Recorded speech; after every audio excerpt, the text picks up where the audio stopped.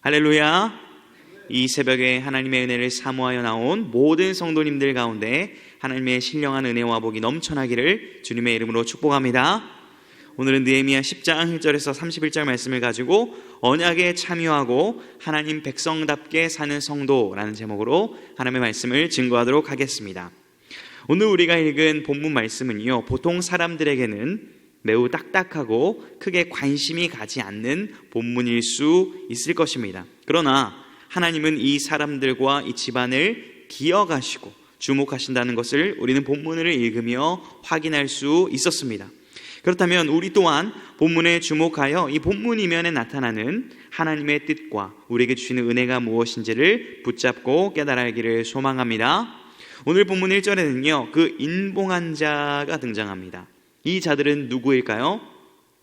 우리는 지속적으로 느헤미야 8장, 9장을 이 새벽에 함께 묵상해 왔습니다. 이들은 하나님의 이 언약의 말씀을 집중적으로 읽고 들은 후에 또한 감정적으로만 회개한 것이 아니라 결연한 의지와 이 언약에 반응한 진정한 회개의 고백을 한 자들입니다. 또한 9장 38절을 보게 되면 이제는 견고한 언약을 세워서 모든 사람들이 다 임봉하였다라고 기록하고 있습니다.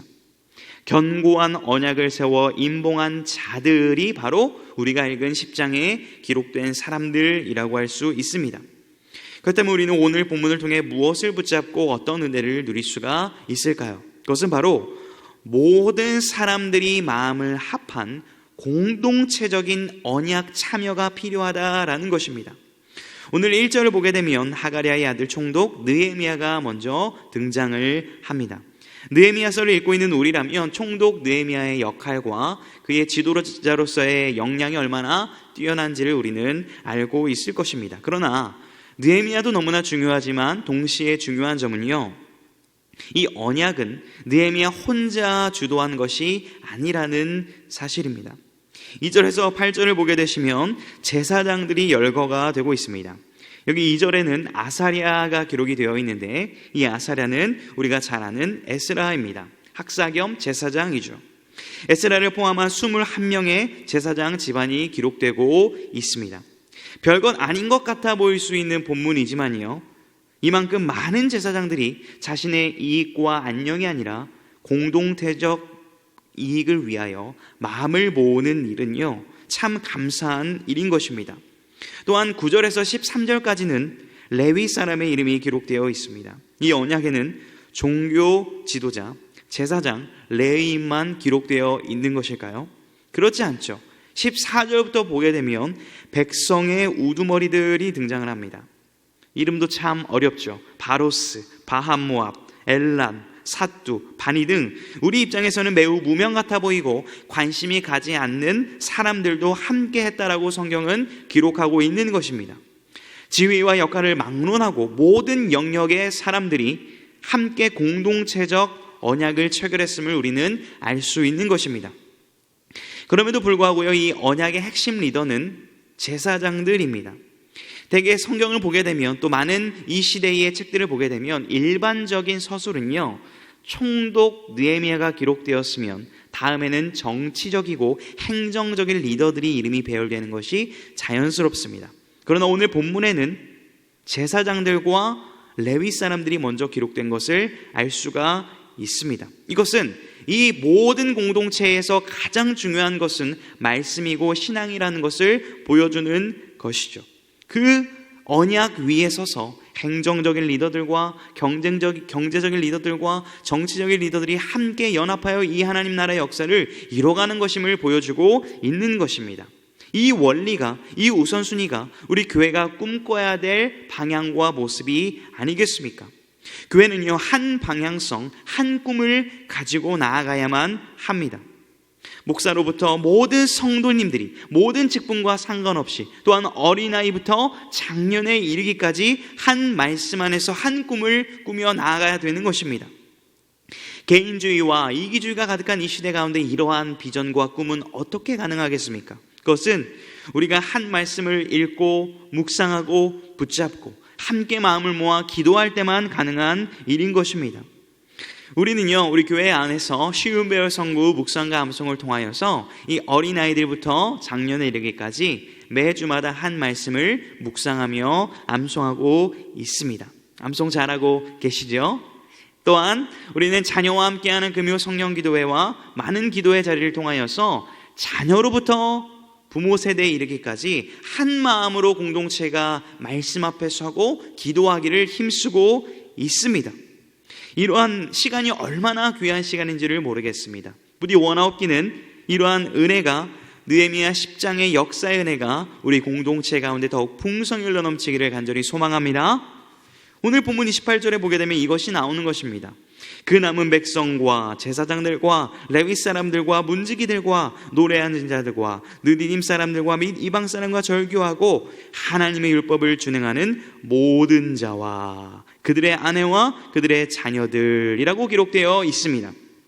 노래하는 자, 이방 출신의 느디님 사람들, 또 이방 사람과 절교한 신앙이 강력한 사람들, 신앙이 강력한 사람이 있는 반면에 자녀들과 어린아이들, 신앙이 아직은 연약한 자들까지 모두가 함께 하나님 말씀에 서고 그 언약에 참여했다라는 것이 중요하다라는 것입니다.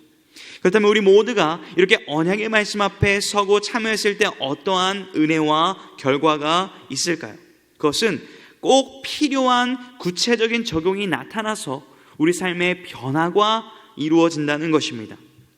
29절을 보게 되면요, 이들은요 저주로 맹세를 하고 있습니다. 저주로 맹세한다는 것이 어떤 의미일까요? 모세를 통해 주신 하나님의 율법과 말씀을 절대적으로 순종하겠다라는 의지입니다. 신명기서를 보게 되면요, 하나님께서도 이스라엘 백성들 가운데 복과 저주를 내가 두겠다, 이것을 두고 너희에게 말씀을 순종하기를 권한다라고 이렇게 말씀을 하시죠. 하나님께서 복과 저주를 두신 이유가 무엇일까요? 하나님의 자녀들이 저주를 받기를 원하시는 마음이 있으셔서 그런 것일까요? 그런 의미가 아니겠지요.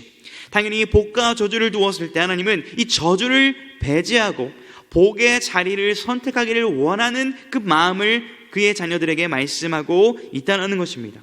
마찬가지로 저주로 맹세한다는 것은 하나님, 나는 결코 그 저주의 자리로 이제는 가지 않겠습니다. 이렇게까지 맹세한다는 것은 내가 기어코 말씀의 자리, 복의 자리로만 나아가겠다라는 아주 결연한 의지를 담고 있는 것입니다.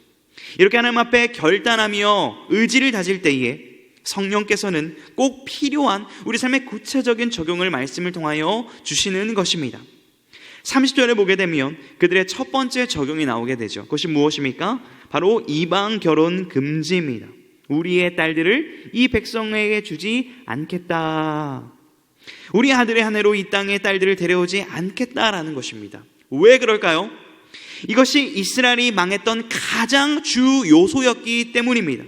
이방 결혼을 통해 들어온 이방 신의 숭배, 우상 숭배의 문제가 이스라엘 백성들이 이렇게 망하게 된 가장 안타까운 사실이었기 때문입니다.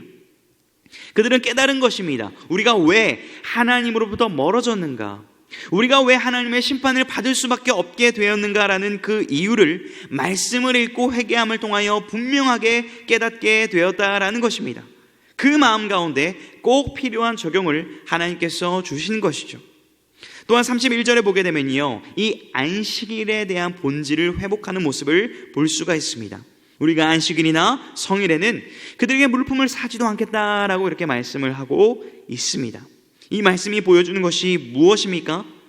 우리가 신앙의 본질의 핵심인 말씀을 가까이 하게 되면요, 그 말씀에 순종하고자 마음을 먹게 되면요, 하나님께서는 꼭 필요하고 구체적인 적용거리를 그 날마다 새롭게 우리에게 주신다라는 것입니다. 이 포로 공동체는요, 이 안식일 규정에 대해서 모세가 처음에 말씀했던 그 모세 율법과는 조금 새롭게 적용하는 모습을 볼 수가 있습니다. 물건을 사지 말라라는 말은 신명기 5장에는 등장을 하지를 않습니다. 물론 아무 일도 하지 말라라는 큰 범주 안에 물건을 사고 팔지 않는 일도 들어갈 수는 있겠죠. 그러나 이 아무 일도 하지 말라는 안식일의 본질이라는 그 핵심 위에 서서 우리가 무엇을 그러면 고쳐야 되는지를 검토하고 적용하는 모습을 볼 수가 있다는 겁니다. 이제서야 말씀의 실제 능력을 경험할 준비와 자세가 되어진 것입니다. 사랑하는 성도 여러분, 마찬가지입니다. 우리가 오늘 말씀 안에 굳건히 서고 말씀을 사모하는 마음으로 나아갈 때에, 그러한 마음으로 이 시간 설 때에 성령 하나님께서는 우리 개인뿐만 아니라 우리 가정과 우리 교회가 어떠한 방향으로 나아가야 될지 새로운 적용과 방향성을 주실 줄로 믿습니다. 그리고 그것에 우리가 온전히 기도함으로 순종하며 나아갈 때에 이전에 경험하지 못했던 새로운 차원의 하나님의 은혜를 경험하게 될 줄로 믿습니다. 사랑하는 성도 여러분, 우리가 기억하지도 못했었던 명단과 집안의 이름이 오늘 본문에 기록이 되어 있습니다. 하나님은 그 이름을 말씀에 남겨두셨습니다. 마찬가지입니다. 오늘 이 새벽에 모두가 언약을 바라보며 하나님의 말씀을 사모하는 우리의 이름과 삶을 하나님께서는 기억하여 주신다는 것입니다. 그런 우리가 하나님의 말씀에 순종하기를 결단할 때, 그리고 그것을 붙잡고 함께 이 시간 합심하여 기도할 때 하나님은 우리 마음 가운데 우리가 고쳐야 될 영역들, 우리가 지켜야 될 하나님의 구체적인 말씀들을 깨닫게 하시고 그것을 통하여 우리 가운데 놀라운 은혜를 베풀어 주시기를 원하는 아버지심을 믿으실 수 있기를 주님의 이름으로 축복합니다. 그 마음을 붙잡고 나아가는 우리 모두가 되었으면 좋겠습니다. 기도하겠습니다.